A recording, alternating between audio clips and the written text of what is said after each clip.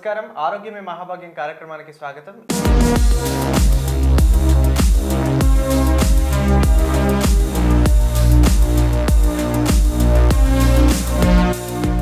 ఈనాటి మన కార్యక్రమంలో ముఖ్యంగా మన హెల్త్ ఎలా ఉన్నా కూడా మానసికంగా మనం బాగుంటేనే మన ఆరోగ్యం అంతా బాగుంటుంది.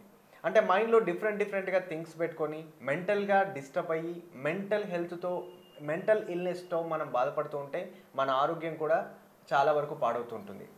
ఈ విధంగా మరి మెంటల్ హెల్త్కి సంబంధించి మెంటల్ హెల్త్ అంటే ఏంటి, దాని ఇంపార్టెన్స్ ఏంటి, మెంటల్ ఇల్నెస్లో ఏ విధంగా ఉంటుంది, దాని ట్రీట్మెంట్ ఏ విధంగా ఉంటుంది, దీంట్లో ఎలాంటి కోర్సెస్ ఉంటాయి, వీటన్నిటికి సంబంధించిన పూర్తి వివరాలు అందించడానికి మనతో పాటు ఉన్నారు డాక్టర్ స్వర్ణకుమారి.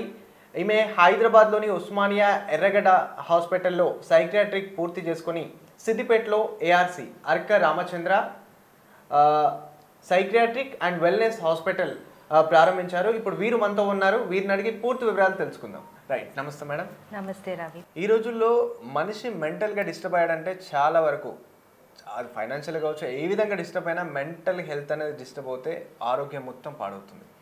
దీనికి WHO world health organization health సంబంధించి డెఫినేషన్ ఏమి ఇచ్చింది? యాక్చువల్ WHO అంటే world health organization health definition అందరికీ తెలుసు. లైక్ ఏమైనా మోస్ట్ ఆఫ్ ద పీపుల్కి అందరికీ హెల్త్ అంటే ఏంటిది అంటే ఇనిషియల్గా ఫిజికల్ అంటే శారీరకంగా, మెంటల్ అంటే మెంటల్ వెల్బీయింగ్, ఇంకా స్పిరిచువల్ అంటే మన దైవభక్తి కానీ స్పిరిచువల్గా ప్రాసెస్ ఏమవుతుంది, ఇంకా సోషల్ వెల్బీయింగ్ అంటే సోషల్గా అంటే అందరితో ఎట్లా కలుస్తున్నాం, ఇవన్నీ ఈ 4 యాక్సెప్ట్ అనేది హెల్త్ గురించి డెఫినేషన్ ఇచ్చిర్రు WHO వాళ్ళు. అదే ప్రకారం మెంటల్ హెల్త్కి కూడా కొన్ని ఇట్లా ముఖ్య పదాలు అనేది ఇచ్చారు. మెంటల్ హెల్త్ అన్న దానికి డెఫినేషన్ రూపంలో ఇచ్చారు. సో ముఖ్యంగా ఏంది అంటే ఒకరి యొక్క సామర్థ్యతని సరిగ్గా తెలుసుకోవడం, అంటే వన్స్ ఎబిలిటీ అంటే మనం ఏ పని ఎట్లా చేస్తాము ఏది ఆ వన్స్ ఎబిలిటీని తెలుసుకోవడం కానీ, ఇంకా నార్మల్గా రోజువారీ వచ్చే స్ట్రెస్ఫుల్ ఈవెంట్స్ ఉంటాయి. అంటే ఏదైనా సరే అది చిన్న స్కూల్కి వెళ్ళడం నుంచి కానీ ఇంట్లో వంట చేయడం, కొంచెం ఎక్కువ ఏదైనా డబుల్ అయ్యింది అనుకోండి వర్క్, అది కూడా స్ట్రెస్. సో ఆ నార్మల్ డైలీ లైఫ్లో మనం ఎట్లా కోప్ చేస్తున్నాం, కోపింగ్ అంటే ఎట్లా తట్టుకుంటున్నాం, ఎట్లా ఓవర్కమ్ చేసి అన్ని పనులు చేస్తున్నాము, అది అంటే మనం చేసే coping mechanisms to the normal life స్ట్రెసెస్కి ఎట్లా ఉంటుంది అని ఒక వ్యక్తిది. ఇంకొకటి మన వన్స్ ఎబిలిటీ టు ఒక ఇప్పుడు ఏదన్నా హౌస్ వైఫే కానీ తను 100% తన ఎబిలిటీ ఎట్లా చూపిస్తుంది, లైక్ ఏ మదర్ కానీ వైఫ్ కానీ ఇంకేమేమి రోల్ చేస్తుంది, మనం చేసే వృత్తిలో టీచర్స్ కానీ వాళ్ళ రోల్ 100% ఇస్తున్నారా, అది. సో వన్స్ ఎబిలిటీ 100% ఇవ్వడం. ఇంకొకటి ఫైనల్గా ఈ అన్నిటితోటి ఒక కమ్యూనిటీకి మనం ఎంత హెల్ప్ చేస్తున్నాం, మన రోల్ ఎంత ఉంటుంది అంటే ఇప్పుడు కమ్యూనిటీ అంటే ఇప్పుడు ఇంట్లో ఎందుకంటే నేను స్త్రీల గురించి మాట్లాడుతున్నా ఎక్కువ ప్రిడామినెంట్ చెప్తున్నా అంటే వాళ్ళు హౌస్ వైఫ్ అంటాం కానీ ఏం పని కాదు, అది కూడా ఒక పెద్ద పని. వాళ్ళు చేసే 100% తోటి ఇంట్లో హస్బెండ్ వైఫ్ అందరు ప్రాపర్గా ఉంటే పిల్లలు మంచిగా ఉంటే ప్రొడక్టివిటీ టు ద కమ్యూనిటీ వస్తుంది. అది ఏ వృత్తి అయినా సరే మన 100% ఇస్తే అప్పుడు కమ్యూనిటీకి కూడా యూజ్ అవుతుంది. So at the end mental health అంటే మెయిన్గా చూసుకొని మన ఎబిలిటీని 100% ఇవ్వడము, అట్లనే నార్మల్ లైఫ్ స్ట్రెసెస్ని ఎట్లా కోప్ చేస్తున్నాము, ఎట్లా ఓవర్కమ్ చేసుకొని అవుతున్నాము. దీంతో పాటు ఎట్ ద ఎండ్ ఏం చెప్పిందంటే మెంటల్ హెల్త్ అంటే మెంటల్ ఇల్నెస్ ఉండడం ఒకటే కాదు, మనం మెంటల్ అంటే మానసికంగా ఎంత దృఢంగా ఉండడము అనేది మెంటల్ హెల్త్ యొక్క ఉద్దేశం. ఇంకా మెంటల్ అంటే ఏదో పెద్దగా చాలామంది భయపడుతుంటారు, లైక్ మెంటల్ అంటే ఏదో ఆ వర్డ్కి ఒక రాంగ్నెస్ వచ్చింది, లైక్ అంటే భయపడతారు మెంటల్ అంటే ఏదో అయింది. అట్లా కాదు, మెంటల్ వెల్బీయింగ్ అనేదే ఒకటి, లైక్ మన ఫిజికల్ హెల్త్ ఎంత మంచిగా ఉండాలి జ్వరం దగ్గుకి, అట్లనే మెంటల్ వెల్బీయింగ్ అనేది నార్మలైజ్ కావాలి, నార్మల్ కావాలి. సో అందుకే WHO లైక్ డెఫినేషన్ కూడా ఇలా ఇచ్చింది అనమాట. ఈ మెంటల్ హెల్త్కి సంబంధించి ఇంపార్టెన్స్ ఏంటి, అసలు దాని ప్రాముఖ్యత ఏంటి, దానికి అంత ఇంపార్టెన్స్ ఎందుకు ఇవ్వాలి?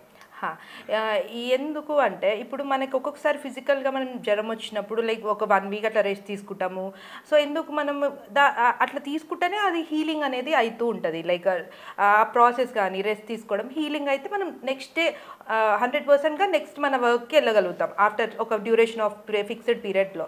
అట్లనే మెంటల్గా ఇల్నెస్ అయిన ఈ మెంటల్ తోటి కూడా లైక్ మనం చేసే వర్క్లో ఇంపైర్మెంట్ వస్తుంటాయి, ఎన్నో రకాలుగా ఉంటుంది. సో మన 100% మన కాన్సన్ట్రేషన్ కానీ అన్నీ ఉంటేనే ఉంటేనే లైక్ మెంటల్గా మనం క్యాపబుల్ అవుతాం. రోజువారీ లైక్ ఈవెన్ స్నానం చేయడం కూడా మనకి మెంటల్గా అది థాట్ ప్రాపర్గా ఉంటేనే అది పోయి వెళ్ళి హ్యాపీగా స్నానం చేయడం కానీ తినడం కానీ ఇవన్నీ ఇంటర్లింక్ ఉంటాయి. మన రోజువారీ పనులు కూడా ఫిజికల్గా మనం ఎట్లా వీక్ అయిపోతే చేయలేమో, మెంటల్గా కూడా మనం వీక్ అయితే ఏ పని కూడా మనం లైక్ చేయలేము అనమాట ప్రాపర్గా.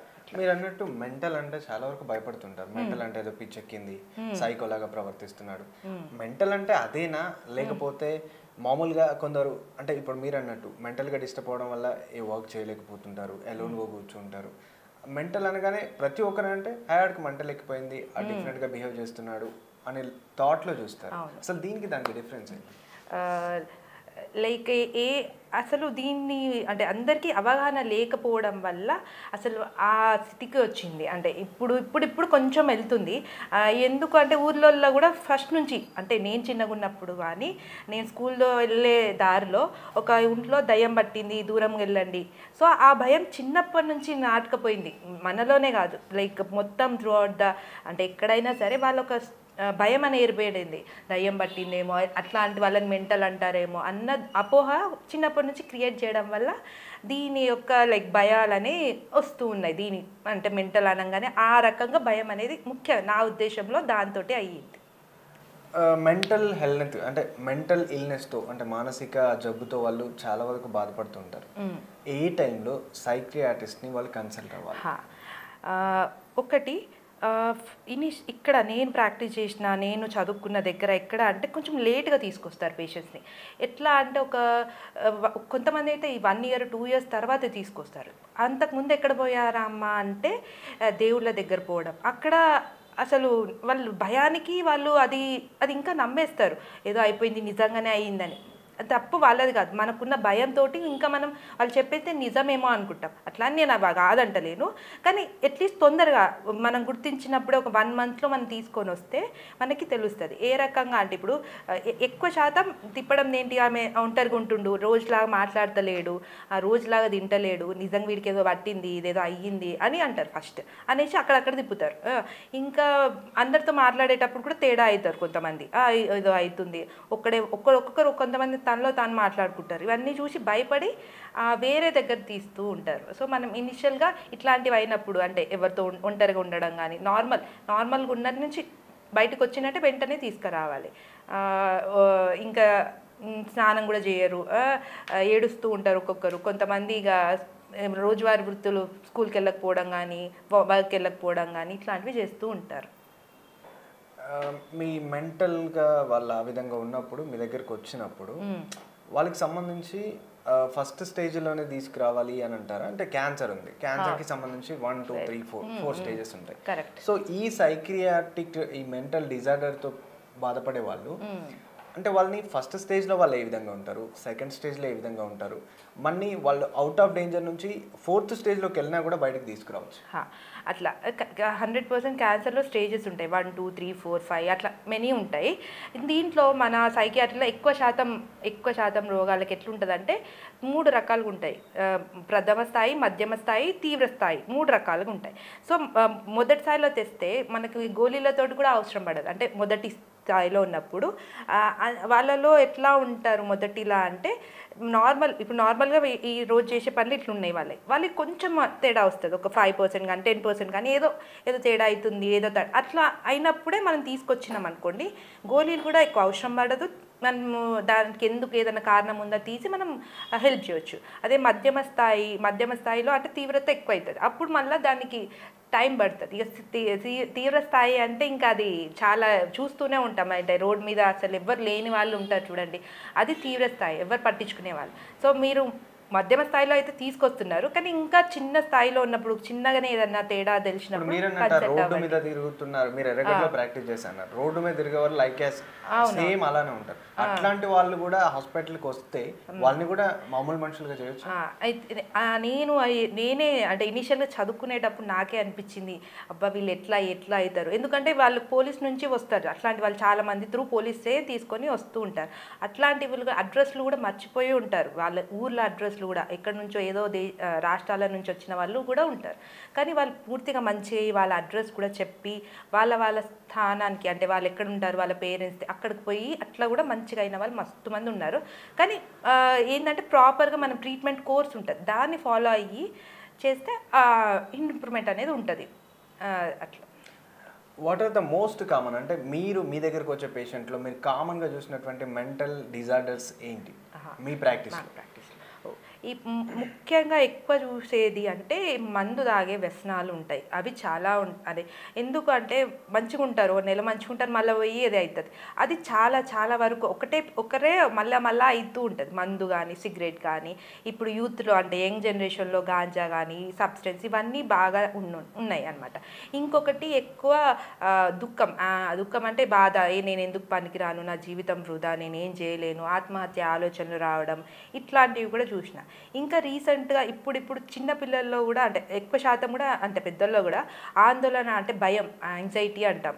అది ఇది ఏ విషయమైనా సరే, ఇట్లా గుండె నొప్పి వస్తుంది, నాకు చేతి నొప్పి వస్తుంది, ఇవన్నీ అవుతున్నాయి అని ఎక్కువ శాతం, నాకు ఏదో హార్ట్ అటాక్ వస్తుంది అని లైక్ అన్నీ చేయించుకుంటున్నారు, ఈసీజీ 2D కోర్స్. అది చేపించకపోతే వాళ్ళు అదైతే లేరు. సో దాని రిలేటెడ్ ఏదో అయిపోతుందన్న ఆందోళన, ఇవన్నీ కూడా ఎక్కువ శాతం చూస్తున్నా. దాంతోపాటు ఇంకా చాలా ఉన్నాయి. పెద్దవాళ్ళల్లో ఏంటంటే మర్చిపోవడాలు కానీ, కొంతమంది అనుమానాలు చెప్తారు పెద్ద వయసులో వాళ్ళు కూడా, వాళ్ళు వస్తున్న వీళ్ళు, ఇవన్నీ మతిమరుపుకు సంబంధించిన దాంతో కూడా ఇట్లా అవన్నీ అవుతూ ఉంటాయి. దాంతోపాటు ఈ దయ్యం పట్టింది, భూతం అని అంటారు కదా, అవి ఎక్కువ నేను ఇక్కడ ఎర్రగడ్డలో చూస్తాను. ఎందుకంటే అక్కడికి లాస్ట్కి వస్తారు, అన్నీ తిరిగి లాస్ట్కి ఆడికి వస్తారు. సో అక్కడ ఏంటంటే అంటే మన క్లోజ్డ్ వార్డ్, ఫ్యామిలీ మెంబర్స్ లేకపోయినా ఉండేది. అట్లా ఏంటంటే అనుమానాలు చెప్పడం, నాకు ఎవరో పిలుస్తున్నారు, నన్ను వాళ్ళు చంపేస్తారు, ఇవన్నీ కూడా చెప్తూ ఉంటారు. రైట్. దాంట్లో ముఖ్యంగా మీరు అన్నట్టు కొందరు పేషెంట్స్ ఉంటారు, అంటే కొందరు మనుషులు ఏంటంటే వాళ్ళు ఏదైనా సిచ్యువేషన్, ఎవరైనా చనిపోయినప్పుడు చూసినా, లేకపోతే ఏదైనా భయంకరమైన యాక్సిడెంట్ చూసినా, ఏదైనా పెద్ద స్నేక్ని చూసినా, వాళ్ళు మళ్ళీ పడుకున్న తర్వాత వాళ్ళకి డ్రీమ్స్లో వెళ్ళి వాళ్ళు భయపడుతూ ఉంటారు. సో దీనికి సంబంధించి అంటే వాళ్ళ మెంటల్గా వాళ్ళు ఆల్రెడీ డిస్టర్బ్ అయి ఉంటేనే అట్లాంటి సిచ్యువేషన్ జరుగుతుంటాయా, లేకపోతే అదొక కామన్ థింగ్? లేదు, ఇప్పుడు ఏంటి అంటే మనకి ఇట్లా నార్మల్గా ఎమోషన్స్ ఉంటాయి. ఎట్లా అంటే బాధ కానీ ఒక ఎమోషనే, అంటే లైక్ ఒక పీరియడ్ ఆఫ్ టైం వరకు అది ఏమీ ప్రాబ్లం కాదు. అంటే మనం ఒక రోజు డల్గా ఉన్నా అట్లా ఏమి కాదు, లైక్ నెక్స్ట్ డే మనకు అదొక టైం ఫ్రేమ్లో అది ఇబ్బంది పెడుతుంది అన్నప్పుడు మనం తీసుకురావాలి. ఇప్పుడు ఇట్లా మనకి ఏదైనా యాక్సిడెంట్ అయింది ఎవరికైనా ఫ్యామిలీ మెంబర్స్కి, సో కొంచెం టైం అడ్జస్ట్ అయ్యే వరకు కొంచెం టైం బట్టి మళ్ళీ మంచిగా అయిపోతే ఏమి కాదు. అదే రిపీటెడ్గా అవుతుంది, లైక్ 2 weeks 1 month అట్లనే రిపీటెడ్గా వాళ్ళకి భయం అవుతుంది అన్నప్పుడు ఖచ్చితంగా తీసుకోవాలి.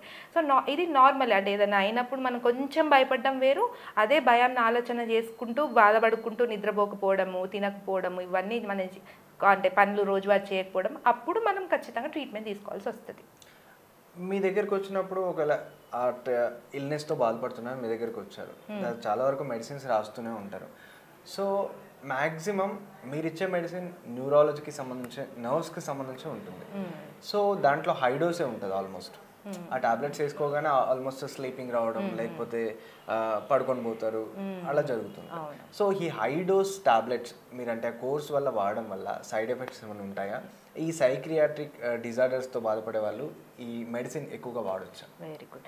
యాక్చువల్గా like 10 of the patient 9 patients భయపడేది ఈ మందులు వాడితే నాకు మత్తు ఎక్కువ అయిపోతుంది, నాకు కిడ్నీలు ఖరాబ్ అయిపోతాయేమో, లివర్ ఖరాబ్ అయిపోతుందేమో, ఇన్ని రోజులు వాడాలి, ఇవన్నీ చెప్తూ ఉంటారు. యాక్చువల్గా కరెక్ట్గా ఇది నర్వ్కి సంబంధించింది. అంటే ఒక నర్వ్ అంటే ఇప్పుడు ఎట్లా అంటే ఒక బ్రెయిన్లో రిపేరింగ్కి టైం పడుతుంది. కొన్ని కెమికల్స్ ఉంటాయి, జనరల్గా ఇవన్నీ తెలుస్తున్నాయి. ఇప్పుడు సెరోటోనిన్ కానీ డోపమిన్ కానీ ఇవన్నీ ఉన్నాయి, అందరికీ ఐడియా వస్తుంది. సో ఈ చిన్న అంటే గ్రాస్ రూట్ లెవెల్లో అంటాం కదా, వేరు లెవెల్లో తీసేయాల్సి వస్తుంది. ఆ ఆలోచన కానీ ఆ భయాన్ని కానీ ఉన్న ఆ కెమికల్స్ని మళ్ళీ బ్యాలెన్స్ చేయడానికి కొంచెం టైం పడుతుంది. ఒక్కొక్కసారి గోళీలు వేయంగానే కొన్నిటికి కొన్ని డ్యూరేషన్ ఆఫ్ కోర్సెస్ ఉంటాయి. లైక్ ఒక్కొక్కటి 6 months ఉంటుంది, ఒక్కొక్కటి 1 year ఉంటుంది. అవి ఒక్కొక్క రోగాన్ని బట్టి ఉంటుంది. మత్తు అనేది దీంతో లైక్ ఒక్కొక్క శరీరంకి ఒక్కొక్క తత్వం ఉంటుంది, ఒక్కొక్క గోళీ, అవన్నీ మేము చూసుకొనే ఇస్తాం. నిద్ర మాత్రలు అనేవి మేము ఇట్లా పెట్టడం, అవి మాకు రూల్స్ ఉంటాయి. నిద్ర ఒక్కొక్క ఫిక్స్డ్ డ్యూరేషన్, అంటే 1 వారం 2 వారం, దాన్ని బట్టే మేము అవి ఉంటాయి. మత్తుకి దాంతో ఏం సంబంధం ఉండదు. కోర్స్ మాత్రం పద్ధతి ప్రకారం ఎంతవరకు ఉందో అంతవరకు వాడాలి. ఆ ఆ సమయంలో మేము ఫాలో అప్స్ అంటే రివ్యూస్ పిలుస్తూనే ఉంటాం. ఎట్లుంది, ఏంది, దేంతో ఏమవుతుంది అవన్నీ చూసుకుంటాం. ఏ డోస్ వరకు. హై డోసెస్ అనేది మనం ముందే పెట్టామన్నమాట. ఫస్ట్ ఇనిషియల్గా చిన్న డోస్ తోటి తీస్తాం. ఇంకా చిన్న పిల్లల్లో కానీ వృద్ధుల్లో కానీ ఇంకా చిన్న డోస్ మనం పెట్టాల్సి వస్తుంది. ఎందుకంటే వాళ్ళ ఏజ్కి ఆ ఫ్యాక్టర్ అట్లా ఉంటుంది. సో అవన్నీ మనం చూసుకుంటూ మెల్లమెల్లగానే పెంచుతాం. ఇంకేమైనా ఉన్నాయా ఏంది అనేసి. లైక్ ఎనీ మెడికేషన్ ఎట్లుంటుందో అన్నీ అంటే నార్మల్గా ఫీవర్ కానీ యాంటీబయాటిక్ ఇది కూడా అంతే ఉంటుంది. థైరాయిడ్ కానీ బీపీ అయితే లైఫ్ లాంగ్ అంటూ ఉంటుంది.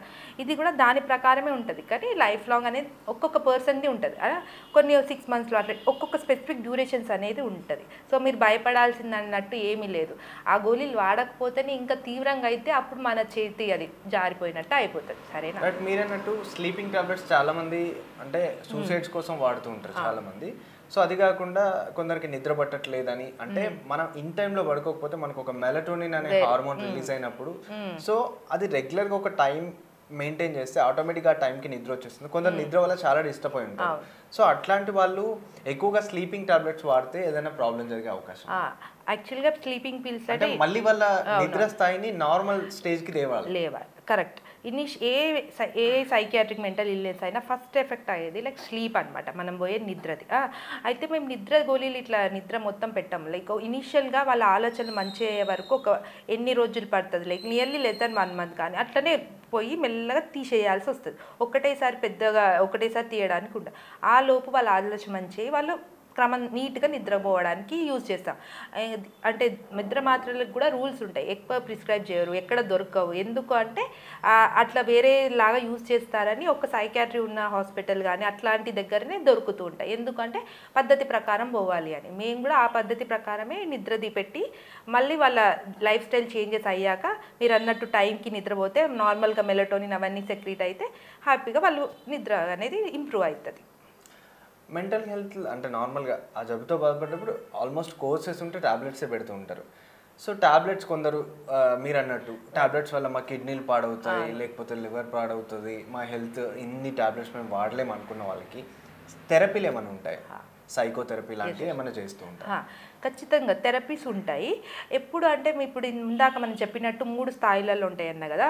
ఒక్కొక్క రోగానికి ఒక్కొక్కటి ఉంటుంది. సో మనం మొదటి స్థాయిలో అంటే చిన్నగా ఉన్నప్పుడు తీసుకొస్తే థెరపీ తోటి మంచిగా అయిపోతుంది. థెరపీ కానీ కాగ్నిటివ్ బిహేవియర్ థెరపీ అని ఉంటుంది. మన కాగ్నిషన్ అంటే మన ఆలోచనది మారవడం, మన థాట్స్ని ప్రాపర్గా చేయడం, ఇట్లాంటివి కానీ ఇంకా నార్మల్గా సైకోథెరపీ ఇవన్నీ ఉంటాయి. కానీ ఎప్పుడు చిన్న స్థాయిలో తెచ్చినప్పుడు అవి పని చేస్తాయి. అదే కొంచెం అది అయిపోయినప్పుడు మందులతో పాటు మనం థెరపీని కూడా పెడతాం. సో ఎందుకంటే అప్పుడు మందుల డోస్ మనం ఎక్కువ పెట్టాల్సిన అవసరం ఉండదు. కానీ ఈ థెరపీస్ ఏంటంటే చెప్పడం వాళ్ళకు కూడా కొన్ని లైక్ చెప్పినంత ఇట్లా కాదు, వాళ్ళకు కొన్ని చెప్తాం వర్క్స్ అవి ప్రాపర్గా చేసుకుంటే ఆ థెరపీ ప్రాపర్గా అవుతుంది. సో ఎప్పుడు అది ఎప్పుడు ఉంటుంది, అది చిన్న స్థాయిలో మన ఆలోచన మంచిగా ఉండి కొంచెం అయినప్పుడు మనం అవన్నీ చేసుకోవడానికి ఉంటుంది. కొంచెం సివియారిటీ పెరుగుతూ ఉంటే ఈ థెరపీ ఒక్కటే పనికి రాదు. అప్పుడు గోళీల అవసరం కంపల్సరీ పడుతుంది. సో గోళీలు పెట్టినప్పుడు మనం థెరపీ యాడ్ చేసినాం అనుకోండి ఇంకా తొందరగా మంచిగా అవుతారు వాళ్ళు.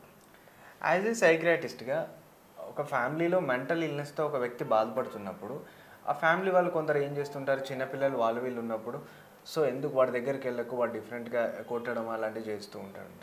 సో ఉన్న ఓవరాల్ ఫ్యామిలీ ఆ ఫ్యామిలీ ఆ వ్యక్తికి ఎలాంటి సపోర్ట్గా ఉండాలి? ఒకటి అంటే ఇంట్లో లైక్ మనకొకరికి ఎవరికైనా జ్వరం వచ్చింది అనుకోండి, మన ఫ్యామిలీ కొంచెం కొన్ని రోజుల వరకు అది సపోర్ట్ చేస్తాం, వాళ్ళకి అర్థమవుతుంటుంది ఇట్లాంటి లక్షణాలు ఉంటాయి. ఇంకా పెద్ద పెద్ద రోగాలు వచ్చినప్పుడు కూడా సపోర్ట్ చేస్తూ ఉంటాము. ఈ సైకియాట్రిక్ ఇల్నెస్ ఏంటంటే ఇంట్లో మనకు అర్థం కాదు, ఇంట్లో వాళ్ళకి అర్థం కాదు ఏమవుతుంది ఎక్కడ ఏంది అని. ఆ భయం ఎక్కువ ఉంటుంది ఫాస్ట్గా పేషెంట్ అంటే ఆ వ్యక్తికి భయం కన్నా ఇంకా చుట్టుపక్కల ఉన్న వాళ్ళు ఇంకా ఎక్కువ భయపడుతుంటారు ఇంట్లో వాళ్ళ మీద. అండ్ ఈ కోర్స్ కూడా టైం టేకింగ్ అనమాట. ఇట్లా టక్కీమని ఒక రోజులో తక్కువయ్యేవి అట్లా ఏమి ఉండవు కాబట్టి కొంచెం లాంగ్ ప్రాసెస్ ఉంటుంది. ఆ ప్రాసెస్లో వాళ్ళకి భయాలు అనుమానాలు ఏమైపోతుందో ఇవన్నీ ఉంటాయి. అప్పుడు అందుకనే మేము ఒక సైకియాట్రీ ఇల్నెస్ వచ్చినప్పుడు ట్రీట్మెంట్ అనేది ఒక పర్సన్కే కాదు, వాళ్ళు ఉన్న చుట్టుపక్కల వాళ్ళ ప్రైమరీ అంటే ఫస్ట్ కేర్ గివర్ ఉంటారు కదా, వాళ్ళు కూడా మేము లైక్ చెప్తాము, థెరపీ కౌన్సిలింగ్ చెప్తాము, ఈ వ్యాధి యొక్క లక్షణాలు ఎక్స్ప్లెయిన్ చేస్తాము, ఇవన్నీ ఉంటాయి. అందుకే మీరు ఖచ్చితంగా ఇట్లా ప్రకారం వాడాలి అని మనం ధైర్యం చెప్పాల్సి వస్తుంది ఖచ్చితంగా. ఇప్పుడు ఆ వ్యక్తి 4th స్టేజ్లో కూడా వచ్చినా, ఫస్ట్ ఏ స్టేజ్లో వచ్చినా మొత్తమే జబ్బుతో బాధపడుతున్నాడు. సో ఈ ఇల్నెస్ అనేది కంప్లీట్గా క్యూర్ అవుతుందా, లేకపోతే మళ్ళీ మళ్ళీ అంటే ఇప్పుడు లైక్ ఫిట్స్ ఉంది, సో రిపీట్ అయ్యే అవకాశం ఉంది, సంథింగ్ కొన్ని డిసీజెస్, క్యాన్సర్ ఉంది, రిపీట్ అయ్యే అవకాశం ఉంది. సో ఇది మెంటల్గా కాబట్టి మళ్ళీ మనం ఎప్పుడైనా మెంటల్గా డిస్టర్బ్ అయినప్పుడు మళ్ళీ ఇది వచ్చే అవకాశం 100%. ఎట్లా అంటే ఇప్పుడు ఇనిషియల్గా అంటే నేను ఇప్పుడు ఏంటంటే ఒక కోర్స్ ఉంటుంది, ఆ పద్ధతి ప్రకారం వాడి గోళీలు ఆ పద్ధతి ప్రకారం మంచిగా అయ్యాక తక్కువ చేయడం అనేది ఉంటుంది. ఆ ప్రకారంగా ఫాలో అయితే 100% రాదు అని ఎక్కడా ఉండదు. ఎందుకంటే మనం కూడా లైక్ హ్యూమన్ బీయింగ్స్ కదా, మనకు కూడా ఎమోషన్స్ ఉంటాయి, అవన్నీ ఉంటాయి. ఏదైనా స్ట్రెస్ ఎక్కువైనప్పుడు, ఏదైనా ట్రామా అంటే వస్తూ ఉంటాయి ఒక లైఫ్ అన్నప్పుడు, అప్పుడు ఆ ట్రామా వచ్చినప్పుడు మనకి ఎంతవరకు మనం గట్టిగా ఉన్నామా లేదా అని మనకు తెలుస్తుంది. ఒకవేళ ప్రాపర్గా చెప్పినట్టు కోర్స్ వాడకపోతే మాత్రం మళ్ళీ అట్లాంటివి అయినప్పుడు మళ్ళీ వచ్చే ఛాన్సెస్ ఉంటాయి. ఎప్పుడంటే ఏదైనా సరే పద్ధతి అంటే ఏదైనా మనం పద్ధతి ప్రకారం వెళ్ళి పద్ధతిగా ఉంటే 99% మళ్ళీ రాకుండా ఉంటాయి. 1% అనేది లైక్ అది ఒక్కొక్క ఇండివిజువల్ది ఉంటుంది, సరేనా. కానీ ఏదైనా కోర్స్ కంప్లీట్ చేస్తే లైక్ ఛాన్సెస్ విల్ బి అంటే తగ్గిపోతాయి, మళ్ళీ వచ్చే ఛాన్సెస్ అన్నీ తగ్గిపోతాయి 100%. కామన్ మైట్స్ సైక్రియాట్రిస్ట్లో ఏముంటాయి? మిత్స్ కామన్గా ఎట్లా అంటే ఒకటి అంటే డాక్టర్సే, నార్మల్ పీపుల్ కాదు, డాక్టర్సే భయపడుతుంటారు సైకియాట్రీ అంటే. ట్రీట్మెంట్ అంటే ఎవరికైనా ఒక డాక్టర్కి నేను చూస్తే వాళ్ళకి ఏదైనా వ్యాధి వచ్చినప్పుడు ఈ గోళీలు వాడాలంటే భయపడతారు, అయ్యో ఏమైపోతుందో, మా అమ్మ ఇది ఎన్ని రోజులు వాడాలో మా అమ్మ ఇట్లా అనేసి. నాకు నార్మల్ పీపుల్కి ఎక్స్ప్లెయిన్ చేసినప్పుడు ఏమనిపించదు, ఓకే వాళ్ళకి తెలియదు కదా పోనీలే మనం ఎక్స్ప్లెయిన్ చేస్తే వాళ్ళు అర్థం చేసుకుంటారు. కానీ డాక్టర్స్కి ఎక్కువ ఫస్ట్ డాక్టర్ అయ్యో వెళ్ళాలి ఎట్లా అని భయపడుతుంటారు. అంటే వాళ్ళకి ఇంకా అంటే ఎందుకు వాడాలి, నేను వేరే వాళ్ళకి తెలుస్తుందేమో, డాక్టరే వాడుతున్నాడు నా గురించి ఎవరైనా మాట్లాడుకుంటారేమో, ఇవన్నీ అవుతాయి, మా పెళ్ళిళ్ళు అవుతాయో కావో నాకు ఇవన్నీ అనేసి. ఇవన్నీ అట్లా పెద్ద చదువుకున్న వాళ్ళలోనే ఉన్నాయి, లైక్ నార్మల్గా ఇంకా చిన్న దాంట్లోనైనా వాళ్ళు చెప్తే వాళ్ళకి అర్థమవుతుంది, ఓకే ఇవన్నీ కాదు, ఇవి మూఢనమ్మకాలు కాదంటే చెప్తే వాళ్ళకి అర్థమవుతుంది, తెలుస్తుంది. ఇంకొకటి లైక్ ఎన్ని రోజులు వాడాలి అన్నప్పుడు కూడా వాళ్ళు కోర్స్ ఎందుకు వాడాలి, నేను ఎందుకు అన్నట్టు ఇంకొకటి. ఇంకా మిత్ అనేది డాక్టర్లు వేరే డాక్టర్లకి పంపిస్తారు కదా, సైకియాట్రిక్ నీకు నెససరీ ఉందమ్మా అని వేరే పేషెంట్ చెప్పినప్పుడు కూడా వాళ్ళు అయ్యో నాకు సైకియాట్రీ నన్ను మెంటల్ అంటున్నారా మీరు అని డాక్టర్నే ఇంకొక డాక్టర్ అంటే పేషెంట్ నార్మల్ వేరే డాక్టర్ చెప్పినప్పుడు వాళ్ళు భయపడి ఇంకా ఇదొకటి ఉంది అంటే డాక్టర్లు వేరే డాక్టర్ వాళ్ళ మీకు ఉంది అని చెప్తే వాళ్ళు తీసుకునేది కూడా లేదు. సో మెంటల్ అనేది ఒక పెద్ద ఏదో మిత్ ఏదో అయిపోయింది అన్నది ఉంది లైక్ ఇల్నెస్ది. సో పెద్దవాళ్ళు అది పోవాలి అంటే మనము ఇట్లా ఎవరెవరికి అయినా మెంటల్ ఇల్నెస్ ఉండి రికవరీ అయ్యి చాలామంది ఉన్నారు. మీరు అన్నట్టు చాలా వరకు మీరు అన్నారు ఫస్ట్లో దేవుళ్ళ దగ్గరికి వెళ్తారు, అంటే నిజంగా మీకు అనిపించింది అట్లాంటి వాళ్ళ అక్కడ బాగైన వాళ్ళు ఉన్నారా, అక్కడ కూడా అట్లాంటి ఎఫెక్ట్స్ ఉండే అవకాశం ఉందా, లేకపోతే కంప్లీట్ సైకియాట్రిస్ట్కి సంబంధించిందేనా? సో ఇప్పుడు చెప్పినట్టు డ్యూరేషన్ అనేది ఇంపార్టెంట్. ఏదైనా మనం రోజులో వారంలో ఒక రోజు ఎప్పుడో ఏదైనా ఎక్కువైనప్పుడు బాధపడడం వేరు, లేక ఎప్పుడైనా ఏదన్నా ఇది స్ట్రెస్ ఉన్నప్పుడు బాధపడడం వేరు, కంటిన్యూటీ ఉండడం వేరు. అక్కడ తీసుకుపోయినప్పుడు అవి చిన్న ఉన్నప్పుడు అవి తగ్గిపోతే అది అయ్యో తగ్గిపోయింది అనుకొని వదిలేయడం వేరు, అది ఏమీ కాదు. కానీ తగ్గట్లేదు, నెల అయింది, 2 నెలలు అయింది, ఇంకా అయితేనే ఉంది అన్నప్పుడు ప్రాపర్ ట్రీట్మెంట్ తీసుకోవాలి. ఏదైనా ఒక్క రోజుది కాదు, లైక్ లాంగ్ టర్మ్ అవుతుంది అంటే 100% మీరు సైకియాట్రీని కన్సల్ట్ అయితేనే అది బెటర్. అది ఎవరు చెప్పినా సరే, డాక్టర్ చెప్పినా సరే, ఏదైనా సరే. అంటే ఒకటి సైకియాట్రీ అన్ని మెంటల్ అన్నది ఒక్కటి భయం తీసేసి నార్మల్ జ్వరము, దగ్గు, సర్ది, బీపీ, షుగర్ ఎంత కామనో ఇవి కూడా కామన్. ఎందుకంటే మనకి బాడీ ఎట్లా కామనో లైక్ మా మైండ్కి వచ్చే జబ్బులు కూడా కామన్ అనేది లైక్ తెలుసుకుంటే మంచిది అంతే. రైట్. ముఖ్యంగా దీంట్లో సైకోస్ అంటూ ఉంటాం. సైకోస్కి సంబంధించి వాళ్ళు చాలా అంటే క్రూరంగా ఉండే సైకోలు ఉంటారు. చాలా వరకు సైకో అంటేనే డిఫరెంట్గా అందరు వాడు పెద్ద సైకోరా, అది డిఫరెంట్గా బిహేవ్ చేస్తాడు, వాడి దగ్గరికి వెళ్ళొద్దు, అది డిఫరెంట్గా వాళ్ళు ఆలోచిస్తూ ఉంటారు. అసలు ఈ సైకోస్గా మారడానికి రీజన్స్ ఏంటి, అసలు ఎందుకు అలా మారుతారు? వాళ్ళకి ఉండే క్యారెక్టర్స్ లక్షణాలు ఏముంటాయి అసలు? అయ్యో యాక్చువల్గా ఇది కూడా చిన్నది ఏంటి అంటే సైకో సైకో అనేది కూడా పదం అనేది రాంగ్గా వెళ్తుంది యాక్చువల్గా.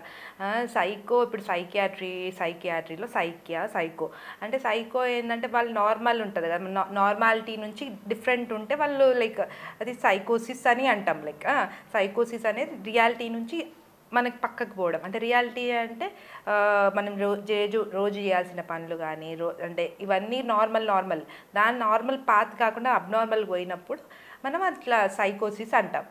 దాన్ని సైకో అని ఏదో కొంచెం కోపం చేసినా అంటే ఒకరోజు అట్లా అదే రిపీటెడ్గా అది చేసి అట్లా చేస్తే అప్పుడు మనం అది సైకోసిస్ అని అంటాం. అది సైకియాట్రిక్ ప్రాబ్లం అవుతుంది. జనరల్గా ఇప్పుడు ఏమవుతుంది అంటే అది రాంగ్గా యూజ్ చేసి సైకో అని వాళ్ళని కొంచెం మన మాట వినకపోయినా కొంచెం తేడా ఉన్నా అది రాంగ్గా యూజ్ చేస్తున్నారు. దానికి ఒక లక్షణాలు ఉంటాయి. అట్లనే సైకోసిస్ ఎట్లా యూజ్ చేస్తున్నారో డిప్రెషన్ అనేది కూడా చాలా రాంగ్గా యూజ్ చేస్తున్నారు. వాడు ఒక్కరోజు డల్గా ఉంటే ఒక్కరోజు ఇది ఉంటే వాడు డిప్రెస్డ్ అంటున్నారు.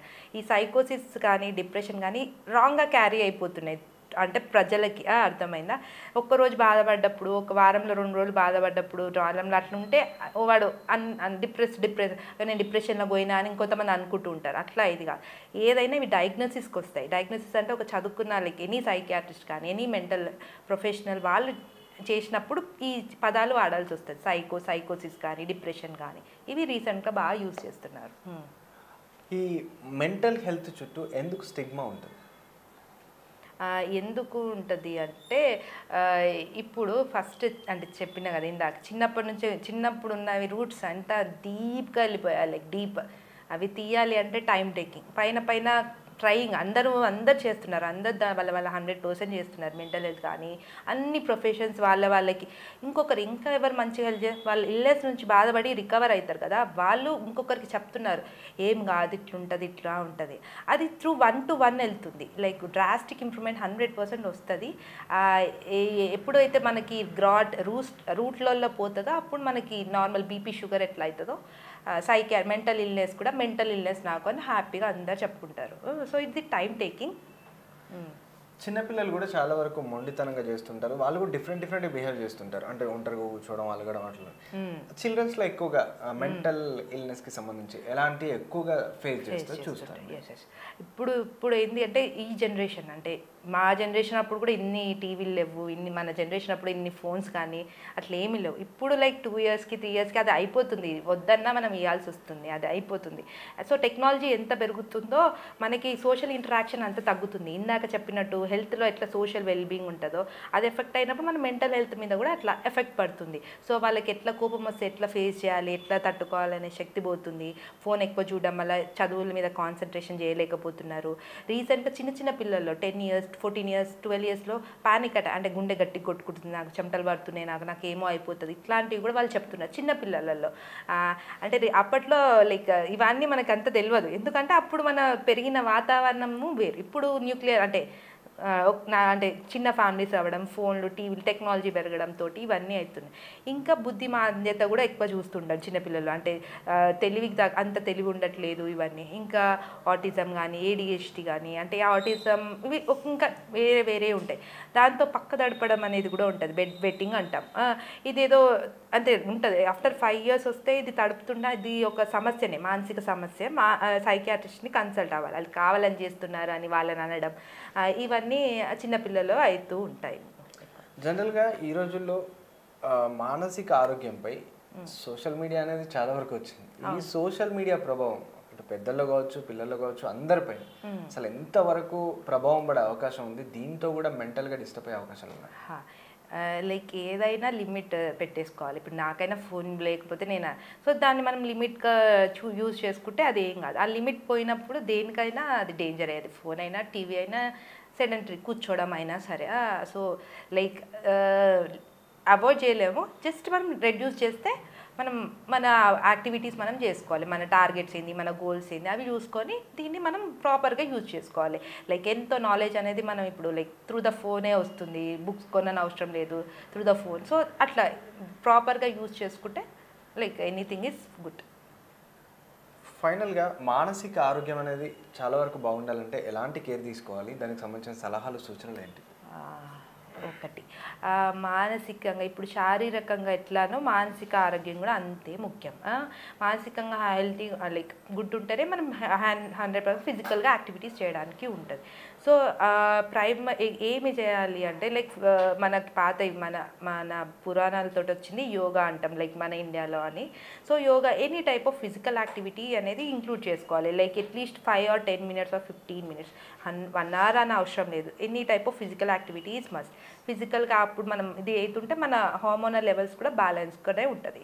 సో ఫిజికల్ యాక్టివిటీతో పాటు మనం మన లైక్ ఫుడ్ అనేది లైక్ అంటే ప్రాపర్గా మరీ డీవేట్ కాకుండా ఆయిలీ ఫుడ్స్ అట్లా నార్మల్ హెల్తీ ఫుడ్స్ తీసుకోవడానికి ప్రయత్నించాలి. ఫిజికల్ యాక్టివిటీ, ఈటింగ్, దీంతోపాటు మనం చేసే పని అది మనకి టు ద పర్పస్ మనం చేసే యాక్టివిటీ స్కూల్కైనా మనం ఇంట్రెస్ట్ ఉన్న సబ్జెక్ట్ బాగా చదువుతాం. సో అప్పుడు మనం హ్యాపీగా ఉంటాం. సో మీకు ఏది హ్యాపీగా ఉంటుంది లైక్ ఏ యాక్టివిటీ తోటి హ్యాపీగా ఉంటుంది అది మీరు ఎక్కువ డైలీ ఇంక్లూడ్ చేసుకోవాలి. కొన్ని హాబీస్ ఉంటాయి దీంతో మీరు మీ థాట్స్ అనేది జీరో అయిపోతాయి. లైక్ వెన్ యూ లైక్ ఏదైనా ఇష్టంగా చేసినారు అనుకోండి మీ థాట్స్ హ్యాపీగా అయిపోతాయి. లైక్ మంచిగా అయిపోతాం. అట్లీస్ట్ 10 minutes ఏదన్నా మన హాబీ పెట్టుకున్నాం అనుకోండి మీ థాట్స్ అనేది నార్మల్ అయిపోతాయి.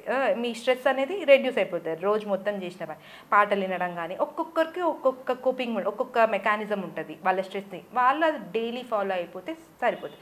ఇంకొకటి మనకి ఏదైనా ఇబ్బంది అయినప్పుడు ఏదైనా సరే ఒకరికి చెప్పాలన్న ఆలోచన మాత్రం మర్చిపోకండి. అంటే ఎక్కువగా తీవ్రంగా ఆత్మహత్య ఆలోచనలు వచ్చినప్పుడు అయ్యో అది నార్మలే అని అనుకోకండి. ఇంకొకరికి చెప్పాలి ఇట్లా అవుతుంది అంటే అది మాత్రం చెప్పండి. ఇది కొంచెం అంటే చెప్తున్నాను వచ్చింది అని అది కొంచెం ఎమర్జెన్సీ సైకియాట్రీలో.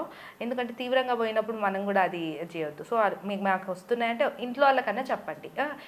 ఇట్లా మనం రోజువారీ పనులు చేసుకుంటాం మనకి ఇష్టమైంది అంటే మనకి ఇష్టమైంది అది మనకు మంచి చేయాలి, వేరే వాళ్ళకైనా గుడ్ చేయాలి. అట్లాంటివి హాబీస్ కానీ గోల్స్ పెట్టుకొని మనం వెళ్ళొచ్చు. ఇంకా చాలా ఇబ్బంది అవుతుంది నా ఇంట్లో వాళ్ళతోటి హెల్ప్ తోటి కూడా అవుతలేదు, నా వల్ల అవుతలేదు, ఇవన్నీ అవుతలేదు అన్నప్పుడు మాత్రం ఖచ్చితంగా జ్వరం వస్తే ఎట్లా ఫిజిషియన్ దగ్గరికి వెళ్తారో మీకు ఏమన్నా అనిపించినా సైకియాట్రిస్ట్ని కలవండి ఖచ్చితంగా. రైట్, చూసారు కదా. మొత్తం మీద మెంటల్ హెల్త్ అనేది చాలా వరకు చాలా ఇంపార్టెంట్. అంటే మనం ఎప్పుడైతే మానసికంగా దృఢంగా ఉంటామో మనకు సంబంధించిన మన ఆలోచనలు మన థింగ్స్ మొత్తం మనం ఫుల్గా చాలా యాక్టివ్గా ఉంటాం. ఎందుకంటే మైండ్ అనేది నెగిటివ్గా కొంచెం సాడ్గా మూడీగా ఎలోన్గా ఉండి మనం డిఫరెంట్గా థింక్ చేయడం వల్ల చాలా వరకు డిప్రెషన్, స్ట్రెస్, యాంగ్జైటీ ఇవన్నీ వచ్చేసి చాలా వరకు హెల్త్ డిస్టర్బ్ అయ్యే అవకాశం ఉంటుంది. ఇంకా ముఖ్యంగా ఏంటంటే మెంటల్ అనేది చాలా వరకు ఇది ఆ మెంటల్ అనే వర్డ్ ఆ వ్యక్తి ఆ విధంగా బిహేవ్ చేయడం వల్ల మనం మెంటల్ అని పిలవడం వల్ల ఇంకా మెంటల్ అయిపోతున్నాడు తప్ప యాక్టివ్ అవ్వట్లేదు. సో ముందుగా అట్లాంటి వాళ్ళని అలా కాకుండా నీకు జస్ట్ ఏదో ప్రాబ్లం ఉందంటే నువ్వు ఈ కోర్స్ చేస్తే లేకపోతే ఇంట్లో ఉన్న ఫ్యామిలీ సపోర్ట్ కూడా ఉండడం ద్వారా ఆ వ్యక్తి మానసికంగా మళ్ళీ దృఢంగా అయ్యి మళ్ళీ సాధారణ స్థితికి వచ్చే అవకాశం ఉంటాయి. ఇంకోటి ముఖ్యంగా సోషల్ మీడియా అనేది కూడా మెంటల్ హెల్త్పై చాలా వరకు ప్రభావం చూపే అవకాశం ఉందని మేడం చెప్తున్నారు. కాబట్టి వీలైనంత అంటే ఇంపార్టెన్స్ ఏదైతే పాజిటివ్ దాన్ని తీసుకొని నెగిటివ్ దాన్ని వదిలేయడం ఆ విధంగా కూడా చాలా వరకు. ఇక ముఖ్యంగా ఏంటంటే చాలా వరకు ఇంట్లో వర్క్ చేసే హౌస్ వైఫ్స్ కావచ్చు, ఎక్కువగా ఎంప్లాయీస్ కావచ్చు, వాళ్ళ బాస్ స్ట్రెస్ ఇవన్నీ చాలా ఉంటాయి. బట్ ఎక్కువగా స్ట్రెస్గా ఫీల్ అయినప్పుడు మాత్రం మీకు ఏదైనా ప్రాబ్లం ఉంటే ఇతరులతో చెప్పుకోవడం వల్ల వెంటనే స్ట్రెస్ రిలీవ్ అవుతుంది. మీలోనే ఉండడం వల్ల డిప్రెషన్కి వెళ్ళి ఆ పెద్ద సైకియాట్రిక్ ప్రాబ్లమ్ని సూసైడ్స్కి అటెంప్ట్ చేసే అవకాశాలు ఉంటాయి. కాబట్టి సో వీటి పట్ల కొంచెం కేర్గా ఉండి మీకు బాగా ప్రాబ్లం అనిపిస్తే కంపల్సరీ సైకియాట్రిస్ట్ని కన్సల్ట్ అవ్వండి. ఇది వాళ్ళ ఆరోగ్యమే మహాభాగ్యం. మరో కార్యక్రమంలో మళ్ళీ కలుద్దాం. నమస్కారం.